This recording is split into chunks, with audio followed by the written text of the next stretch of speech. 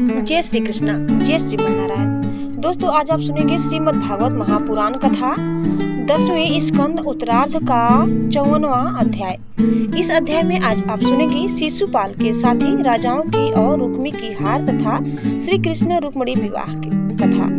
श्री सुखदेव जी कहते हैं, परीक्षित इस प्रकार कह सुनकर सबके सब राजा क्रोध से आग बबूला हो उठे और कवच पहनकर अपने अपने वाहनों पर सवार हो गए। अपनी अपनी सेना के साथ सब धनुष ले लेकर भगवान श्री कृष्ण के पीछे दौड़े। राजन, जब यदुवंशियों के सेनापतियों ने देखा कि शत्रु दल हम पर चढ़ा आ रहा है, तब उन्होंने भी अपने अपने धनुष का टंकार किया और घूमकर उनके सामने डट गए। जरासंध की सेना के लोग कोई घोड़े पर, कोई हाथी पर, तो कोई रथ पर चढ़े हुए थे। वे सभी धनुर्वेद के बड़े मर्मज्ञ थे। वे यदुवंशियों पर इस प्रकार बाणों की वर्षा करने लगे मानो दल के दल बादल पहाड़ों पर मूसलाधार पानी बरसा रहे हो। परम सुंदरी रुक्मिणी जी ने देखा कि उनके पति श्री कृष्ण की सेना बाण वर्षा से ढक गई है। तब उन्होंने लज्जा के साथ भयभीत नेत्रों से भगवान श्री कृष्ण की मुख की ओर देखा। भगवान ने हंसकर कहा, सुंदरी डरो मत, तो ये डालती है। इधर गद और संघर्षण आदि यदुवंशी वीर अपने शत्रु का पराक्रम और अधिक न सह सके। वे अपने बाणों से शत्रु के हाथी, घोड़े तथा रथों को छिन्न भिन्न करने लगे। उनके बाणों से रथ, घोड़े और हाथियों पर बैठे विपक्षी वीरों के कुंडल, किरीट और पगड़ियों सहे सुशोभित करोड़ों सिर, खड़ग, गदा और धनुष युक्त हाथ पहुँचे। जांघें और पैर कट कट कर पृथ्वी पर गिरने लगे। इसी प्रकार घोड़े, खच्चर आदि, ऊंट, गधे और मनुष्यों के सिर भी कट कट कर रणभूमि में लौटने लगे। अंत में विजय की सच्ची आकांक्षा वाले यदुवंशियों ने शत्रुओं की सेना तहस नहस कर डाली। जरासंध आदि सभी राजा युद्ध से पीठ दिखाकर भाग खड़े हुए। उधर शिशुपाल अपनी भावी पत्नी के छिन जाने के कारण मरना संशय हो रहा था। न तो उसके हृदय में उत्साह रह गया था और न तो शरीर पर कांति। उसका मुख सुख रहा था। उसके पास जाकर जरासंध कहने लगा, शिशुपाल जी, आप तो एक श्रेष्ठ पुरुष है। यह उदासी छोड़ दीजिए, क्योंकि राजन, कोई भी बात सर्वदा अपने मन के अनुकूल ही हो या प्रतिकूल, इस संबंध में कुछ स्थिरता किसी भी प्राणी के जीवन में नहीं देखी जाती। जैसे कठपुतली बाजीगर की इच्छा के अनुसार नाचती है, वैसे ही यह जीव भी भगवत इच्छा के अधीन रहकर सुख और दुख के संबंध में यथाशक्ति चेष्टा करता रहता है। देखिए, श्री कृष्ण ने मुझे 23 अक्षौहिणी सेनाओं के साथ 17 बार हरा दिया। मैंने केवल एक बार 18वीं बार उन पर विजय प्राप्त की। फिर भी इस बात को लेकर मैं न तो कभी शोक करता हूँ और न तो कभी हर्ष, क्योंकि मैं जानता हूँ कि प्रारब्ध के अनुसार काल भगवान ही इस चराचर जगत के झकझोरते रहते हैं। इसमें संदेह नहीं कि हम लोग बड़े बड़े वीर सेनापतियों के भी नायक हैं। फिर भी इस समय श्री कृष्ण के द्वारा सुरक्षित यदुवंशी की थोड़ी सी सेना ने हमें हरा दिया। इस बार हमारे शत्रुओं की ही जीत हुई, क्योंकि काल उन्हीं के अनुकूल था। जब हमारे दाहिने होगा तब हम भी उन्हें जीत लेंगे। परीक्षित, जब मित्रों ने इस प्रकार समझाया, तब देदीराज शिशुपाल अपने अनुयायियों के साथ अपनी राजधानी को लौट गया और उसके मित्र राजा भी, जो मरने से बचे थे, अपने अपने नगरों को चले गए। रुक्मिणी जी का बड़ा भाई रुक्मी भगवान श्री कृष्ण ने बहुत द्वेष रखता था। उसको यह बात बिल्कुल सहन न हुई कि मेरी बहन को श्री कृष्ण हर ले जाएं और राक्षस रीति से बलपूर्वक उसके साथ विवाह करे। रुक्मी बलि तो था ही, उसने एक अक्षौहिणी सेना साथ ले ली और श्री कृष्ण का पीछा किया। महाबाहु रुक्मी क्रोध के मारे जल रहा था। उसने कवच पहनकर और धनुष ढालकर के समस्त नरपतियों के सामने यह प्रतिज्ञा की, मैं आप लोगों के बीच में यह शपथ करता हूँ कि यदि मैं युद्ध में श्री कृष्ण को न मार सका और अपनी बहन रुक्मिणी को न लौटा सका, तो अपनी राजधानी कुंडिनपुर में प्रवेश नहीं करूँगा। परीक्षित यह कहकर वह रथ पर सवार हो गया और सारथी से बोला, जहाँ कृष्ण हो वहाँ शीघ्र से शीघ्र मेरा रथ ले चलो। आज मेरा उसी के साथ युद्ध होगा। आज मैं अपने तीखे बाणों से उस खोटी बुद्धि वाले ग्वाले के बल वीर्य का घमंड चूर चूर कर दूंगा। देखो तो उसका साहस, वह हमारी बहन को बलपूर्वक हर ले गया। परीक्षित, रुक्मी की बुद्धि बिगड़ गई थी। वह भगवान के तेज प्रभाव को बिल्कुल नहीं जानता था। इसी से इस प्रकार बहक बहक कर बातें करता हुआ वह एक ही रथ से श्री कृष्ण के पास पहुंचकर ललकारने लगा, खड़ा रह, खड़ा रह। उसने अपने धनुष को बलपूर्वक खींचकर भगवान श्री कृष्ण को 3 बाण मारे और कहा, एक क्षण मेरे सामने ठहर। यदुवंशियों की कुल कलंक। जैसे कौवा होम की सामग्री चुरा कर उड़ जाए, वैसे ही तू मेरी बहन को चुरा कर कहाँ भागा जा रहा है। अरे मंद, तू बड़ा मायावी और कपट युद्ध में कुशल है। आज मैं तेरा सारा गर्व खर्व किए डालता हूँ। देख, जब तक मेरे बाण तुझे धरती पर सुला नहीं देते, उसके पहले ही इस बच्ची को छोड़कर भाग जा। रुक्मी की बात सुनकर भगवान श्री कृष्ण मुस्कुराने लगे। उन्होंने उसका धनुष काट डाला और उस पर 6 बाण छोड़े। साथ ही भगवान श्री कृष्ण ने 8 बाण उसके 4 घोड़ों पर और 2 सारथी पर छोड़े और 3 बाणों से उसके रथ की ध्वजा को काट डाला। तब रुक्मी ने दूसरा धनुष उठाया और भगवान श्री कृष्ण को 5 बाण मारे। उन बाणों के लगने पर उन्होंने उसका वह धनुष भी काट डाला। रुक्मी ने इसके बाद एक और धनुष लिया, परंतु हाथ में लेते ही लेते अविनाशी अच्युत ने उसे भी काट डाला। इस प्रकार रुक्मी ने परिघ, पट्टी, शूल, ढाल, तलवार, शक्ति और तोमर जितने अस्त्र शस्त्र उठाए, उन सभी को भगवान ने प्रहार करने के पहले ही काट डाला।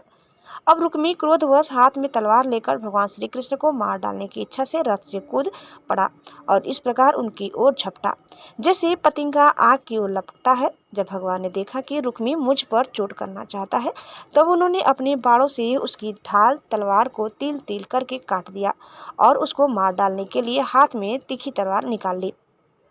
जब रुक्मिणी जी ने देखा कि ये तो हमारे भाई को अब मार ही डालना चाहते हैं, तब वे भय विफल हो गईं और अपने प्रियतम पति भगवान श्री कृष्ण के चरणों में गिरकर करुण स्वर में बोली, देवताओं के भी आराध्य देव जगतपते, आप योगेश्वर हैं। आपके स्वरूप और इच्छाओं को कोई जान नहीं सकता। आप परम बलवान हैं, परंतु कल्याण स्वरूप भी तो है। प्रभु, मेरे भैया को मारना आपके योग्य काम नहीं है। श्री सुखदेव जी कहते हैं, रुक्मिणी जी का एक एक अंग भय के मारे थर थर काँप रहा था। शोक की प्रबलता से मुंह सूख गया था, गला रूठ गया था। आतुरतावश सोने का हार गले से गिर पड़ा था और इसी अवस्था में वे भगवान के चरण कमल पकड़े हुए थी। परम दयालु भगवान उन्हें भयभीत देखकर करुणा से द्रवित हो गए। उन्होंने रुक्मी को मार डालने का विचार छोड़ दिया। फिर भी रुक्मी उनके अनिष्ट की चेष्टा से विमुख न हुआ। तब भगवान श्री कृष्ण ने उसको उसी के दुपट्टे से बांध दिया और उसकी दाढ़ी, मूछ तथा केस कई जगह से मुड़कर उसे कुरूप बना दिया। तब तक यदुवंशी वीरों ने शत्रु की अद्भुत सेना को तहस नहस कर डाला, ठीक वैसे ही जैसे हाथी कमल वन को रौंद डालता है। फिर वे लोग उधर से लौटकर श्री कृष्ण के पास आए तो देखा कि रुक्मी दुपट्टे से बंधा हुआ अधमरी अवस्था में पड़ा हुआ है। उसे देखकर सर्वशक्तिमान भगवान बलराम जी को बड़ी दया आई और उन्होंने उसके बंधन खोलकर उसे छोड़ दिया तथा श्री कृष्ण से कहा, कृष्ण, तुमने यह अच्छा नहीं किया। यह निंदित कार्य हम लोगों के योग्य नहीं है। अपने संबंधी की दाढ़ी मूछ मुड़कर उसे कुरूप कर देना, यह तो एक प्रकार का वध ही है। इसके बाद बलराम जी ने रुक्मिणी को संबोधन करके कहा, साध्वी, तुम्हारे भाई का रूप विकृत कर दिया गया। यह सोचकर हम लोगों को बुरा न मानना, क्योंकि जीव को सुख दुख देने वाला कोई दूसरा नहीं है। उसे तो अपने ही कर्म का फल भोगना पड़ता है। अब श्री कृष्ण से बोले, कृष्ण, यदि अपना सगा संबंधी वध करने योग्य अपराध करे तो भी अपने संबंधियों के द्वारा उसका मारा जाना उचित नहीं है। उसे छोड़ देना चाहिए। वह तो अपने अपराध से ही मर चुका है, मरे हुए को फिर क्या मारना। फिर रुक्मिणी जी से बोले, साध्वी, ब्रह्मा जी ने क्षत्रियों का धर्म ही ऐसा बना दिया है कि सगा भाई भी अपने भाई को मार डालता है। इसलिए यह शास्त्र धर्म अत्यंत घोर है। इसके बाद श्री कृष्ण से बोले, भाई कृष्ण, यह ठीक है कि जो लोग धन के नशे में अंधे हो रहे हैं और अभिमानी है, वे राज्य, पृथ्वी, पैसा, स्त्री, मान, तेज अथवा किसी और कारण से अपने बंधुओं का ही तिरस्कार कर दिया करते हैं। अब वे रुक्मिणी से बोले, साध्वी, तुम्हारे भाई बंधु समस्त प्राणियों के प्रति दुर्भाव रखते हैं। हमने उनके मंगल के लिए ही उनके प्रति दंड विधान किया है। उसे तुम अज्ञानियों की भांति अमंगल मान रही हो। यह तुम्हारी बुद्धि की विषमता है। देवी, जो लोग भगवान की माया से मोहित होकर देह को ही आत्मा मान बैठते हैं, उन्हीं को ऐसा आत्ममोह होता है कि यह मित्र है, यह शत्रु है और यह उदासीन है। समस्त देहधारियों की आत्मा एक ही है और कारण से माया से उसका कोई संबंध नहीं है। जल और घड़ा आदि उपाधियों के भेद से जैसे सूर्य, चंद्रमा और प्रकाश युक्त पदार्थ और आकाश भिन्न भिन्न मालूम पड़ते हैं, परंतु हैं एक ही, वैसे ही मूर्ख लोग शरीर के भेद से आत्मा का भेद मानते हैं। यह शरीर आदि और अंत वाला है। पंचभूत, पंच प्राण, तन्मात्रा और त्रिगुण ही इसका स्वरूप है। आत्मा में उसके अज्ञान से ही इसकी कल्पना हुई है और वह कल्पित शरीर ही जो उसे मैं समझता है उसको जन्म मृत्यु के चक्कर में ले जाता है। साध्वी, नेत्र और रूप दोनों ही सूर्य के द्वारा प्रकाशित होते हैं। सूर्य ही उनका कारण है, इसलिए सूर्य के साथ नेत्र और रूप का न तो कभी वियोग होता है और न संयोग। इसी प्रकार समस्त संसार की सत्ता आत्मसत्ता के कारण जान पड़ती है। समस्त संसार का प्रकाशक आत्मा ही है, फिर आत्मा के साथ दूसरे असत पदार्थों का संयोग या वियोग ही कैसे हो सकता है। जन्म लेना, रहना, बढ़ना, बदलना, घटना और मरना, ये सारे विकार शरीर के ही होते हैं, आत्मा के नहीं। जैसे कृष्ण पक्ष में कलाओं का ही क्षय होता है, चंद्रमा का नहीं, परंतु अमावस्या के दिन व्यवहार में लोग चंद्रमा का ही क्षय हुआ कहते सुनते हैं। वैसे ही जन्म मृत्यु आदि सारे विकार शरीर के ही होते हैं, परंतु लोग उसे भ्रमवश अपने आत्मा का मान लेते हैं।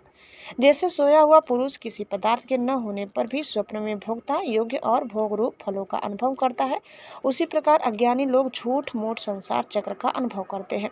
इसीलिए साध्वी, अज्ञान के कारण होने वाले इस शोक को त्याग दो। यह शोक अंतःकरण को मुरझा देता है, मोहित कर देता है। इसलिए इसे छोड़कर तुम अपने स्वरूप में स्थित हो जाओ। श्री सुखदेव जी कहते हैं, परीक्षित, जब बलराम जी ने इस प्रकार समझाया तब परम सुंदरी रुक्मिणी जी ने अपने मन का मैल मिटाकर विवेक बुद्धि से उसका समाधान किया। रुक्मिणी की सेना और उसके तेज का नाश हो चुका था, केवल प्राण बच रहे थे। उसके चित्त की सारी आशा अभिलाषाएं व्यर्थ हो चुकी थी और शत्रुओं ने अपमानित करके उसे छोड़ दिया था। उसे अपने विरूप किए जाने की कष्टदायक स्मृति भूल नहीं पाती थी, अतः उसने अपने रहने के लिए भोजकट नाम की एक बहुत बड़ी नगरी बसाई। उसने पहले ही यह प्रतिज्ञा कर ली थी कि दुर्बुद्धि कृष्ण को मारे बिना और अपनी छोटी बहन को लौटाए बिना मैं कुंडिनपुर में प्रवेश नहीं करूंगा। इसलिए क्रोध करके वह वहीं रहने लगा। परीक्षित, भगवान श्री कृष्ण ने इस प्रकार सब राजाओं को जीत लिया और विदर्भ राजकुमारी रुक्मिणी जी को द्वारका में लाकर उनका विधि पूर्वक परिग्रहण किया। हे राजन, उस समय द्वारकापुरी के घर का बड़ा ही उत्सव मनाया जाने लगा। क्यों न हो, वहाँ के सभी लोगों का यदुपति श्री कृष्ण के प्रति अनन्य प्रेम जो था। वहाँ के सभी नर नारी मणियों के चमकीले कुंडल धारण किए हुए थे। उन्होंने आनंद से भरकर चित्र विचित्र वस्त्र पहने, दूल्हा और दुल्हन को अनेकों भेंट की सामग्रियां उपहार दी। उस समय द्वारका की अपूर्व शोभा हो रही थी। कहीं बड़ी बड़ी पताकाएं बहुत ऊंचे तक फहरा रही थी। चित्र विचित्र मालाएं, वस्त्र और रत्नों के तोरण बंधे हुए थे। द्वार द्वार पर धूप खिल आदि मंगल की वस्तुएं सजाई हुई थी। जल भरे कलश, अर्गजा और धूप की सुगंध तथा दीपावली से बड़ी ही विलक्षण शोभा हो रही थी। मित्र नरपति आमंत्रित किए गए थे। उनके मतवाले हाथियों के मत से द्वारका की सड़क और गलियों का छिड़काव हो गया था। प्रत्येक दरवाजे पर केले के खंभे और सुपारी के पेड़ रोपे हुए थे, बहुत ही भले मालूम होते थे।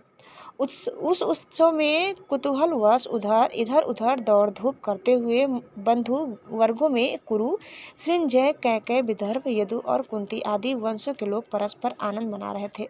जहाँ तहाँ रुक्मिणी हरण की गाथा गाई जाने लगी। उसे सुनकर राजा और राजकन्या अत्यंत विस्मित हो गए।